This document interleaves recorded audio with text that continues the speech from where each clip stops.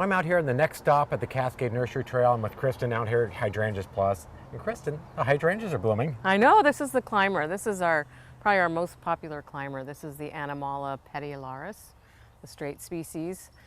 Just doing its thing in May. Right, and I love how these just kind of cling and attach and just, they're so stunning. Yes, and it does take a little bit of time to get them up there.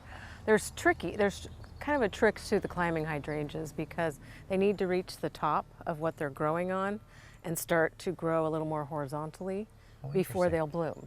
Oh, really? Yes. Oh, that is interesting. So I didn't know patience, if you put it on a large trellis or a large tree, right, or put it on something a little shorter, because then you can get the blooms a little bit sooner. So you can see how the blooms are kind of more hanging and floating. Right.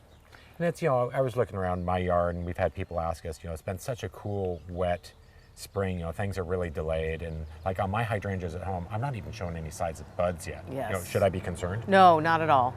With the cool weather, I think we're 2 or 3 weeks behind.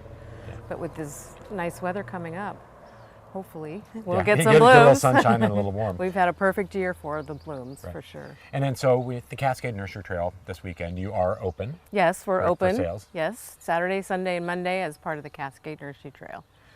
Which is great. And then you're going to be closed for a little bit. Yep, then we'll be closed for a little bit. We have a senior graduating, our exchange student. So we're going to take a couple weeks off.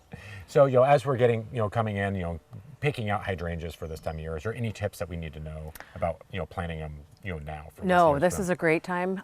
With all the water we've had, the soil's perfect. Just make the hole probably twice as wide as the root ball. Water them in real well if Mother Nature's not helping with that. Right. And there's, some varieties, they're obviously not fully in bloom yet. They're correct. just starting. So when you're picking out a plant, to know the color or kind of what it is, that's where your expertise comes in. Right? That's right, because a lot of them bloom pink in our containers. But they usually will tend to the blues around here with our wonderful acidic soil. And then, which brings up a good point, that you can change colors of hydrangeas. Yes, pretty in pink or pretty in blue, whichever you prefer. Blues are usually a little easier to do around here. Pinks, we sometimes have too much acidity in the soil, and it's really hard to raise the pH enough for it to be pink. Right.